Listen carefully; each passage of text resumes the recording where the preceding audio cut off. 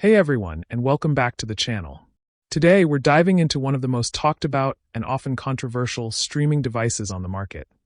The SlingTV Box S5 Max, promising thousands of channels, movies, and shows with a one-time purchase. It sounds like the ultimate cable killer. But is it? We're going to put this Android TV box through a full, detailed review, covering everything from the internal specs and security to streaming media options, live TV, and video on demand. Stick around to the end for my final verdict and the crucial pros and cons list.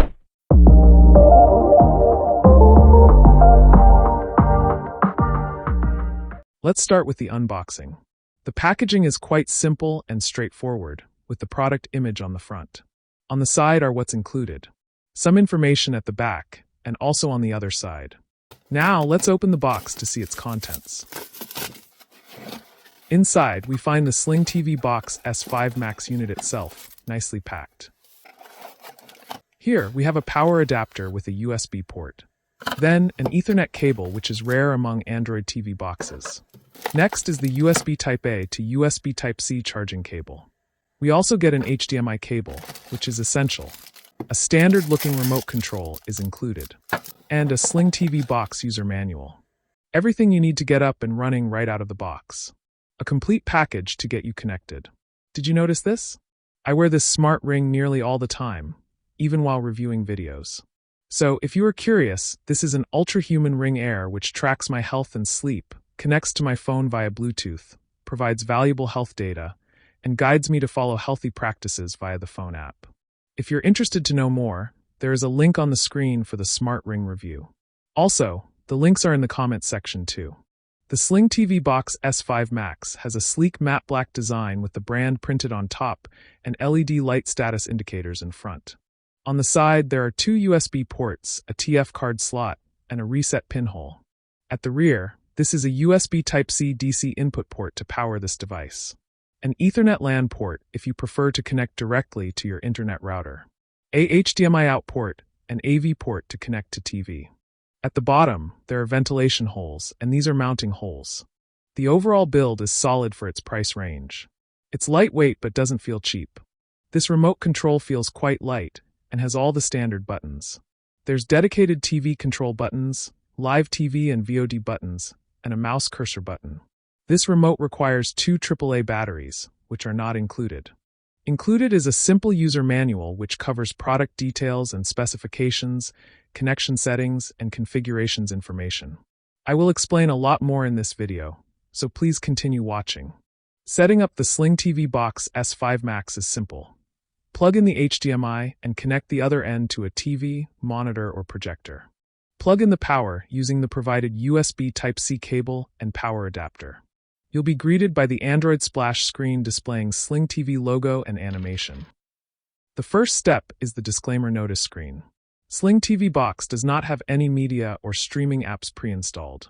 Read the notice and select Agree to continue. If not connecting using Ethernet cable, you can select your Wi-Fi connection. Enter Wi-Fi password to connect. Once connected, you're now ready to use the SlingTV Box. SlingTV Box has an easy-to-use and practical interface, which may look familiar if you have watched my past Android TV box reviews. There are large tile-like icons for live TV, VOD, and others. These 6 tiles below allow you to add or customize your favorite app shortcuts. The first icon below is to access Android system settings and device preferences. Next is the File Manager, where you can access and manage local storage files, or from external storage such as microSD cards or USB drives. Next is the Browser-Based Internet Speed Test to check your current internet connection speed. Next is the Uninstall app, where you can remove any app that has been installed. Next is to set app shortcuts for number keys on the remote. It is very convenient to launch favorite apps using a remote control. Next is the One-Click System Optimizer, which cleans and optimizes memory to improve system performance. On the home screen, select Customer Service if you need to contact SlingTV Box for support or assistance. As you can see in the app list here, entertainment or streaming apps are not pre-installed, and there are a few easy steps to get them up and running in this box.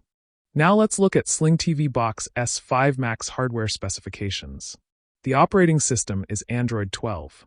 The processor is a quad-core ARM Cortex-A53, which is common among Android TV boxes. GPU is Mali-G31 MP2.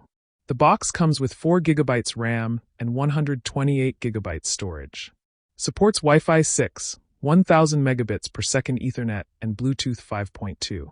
SlingTV Box S5 Max does not have the standard Google Play Store. However, the main attraction for most buyers is the streaming entertainment apps options, specifically MyTV and MyVOD. There is also another version of MyTV, which is not suitable for children, and I did not test it as I can't show it here anyway. Due to YouTube guidelines, I can't show you how to get, install, or activate the Android box streaming apps, but I will explore the external apps as part of my product testing process. Please comply with the law and regulations of your country when it comes to content access or use. I will skip showing the app installations and go straight to the apps to test. MyTV is the live TV channel streaming app, and the video quality is pretty good for a Wi-Fi connection. Pressing the OK button on the remote opens channel guide. The TV channels are organized into various groups, making it much easier to find specific types of shows to watch. When navigating the channel categories, each one loads the channels listed under it. I was informed that this has more than 15,000 live TV channels.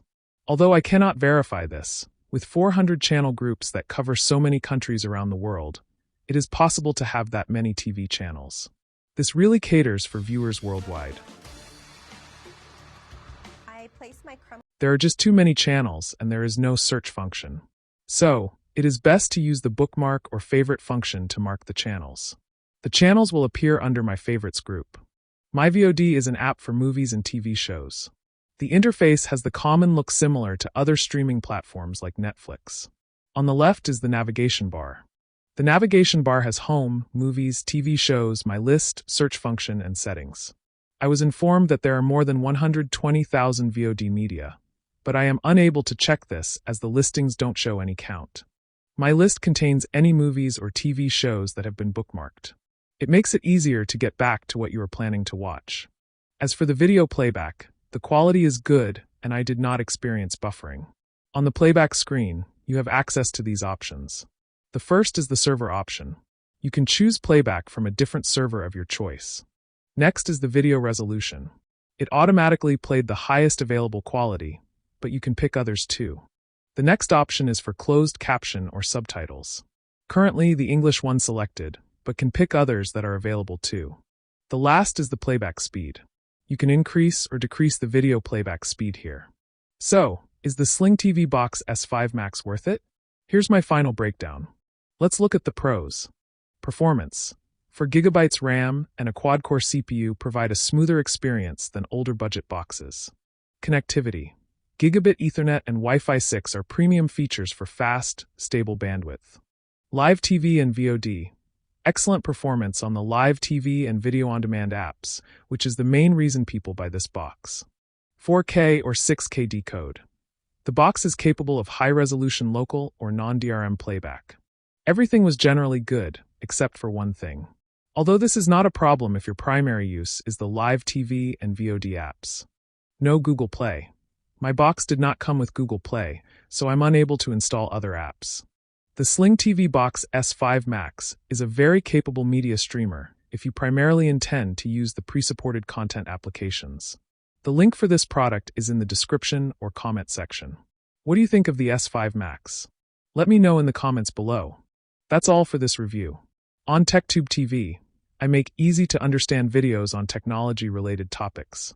If you found this review helpful, please hit that like button and subscribe for more tech deep dives.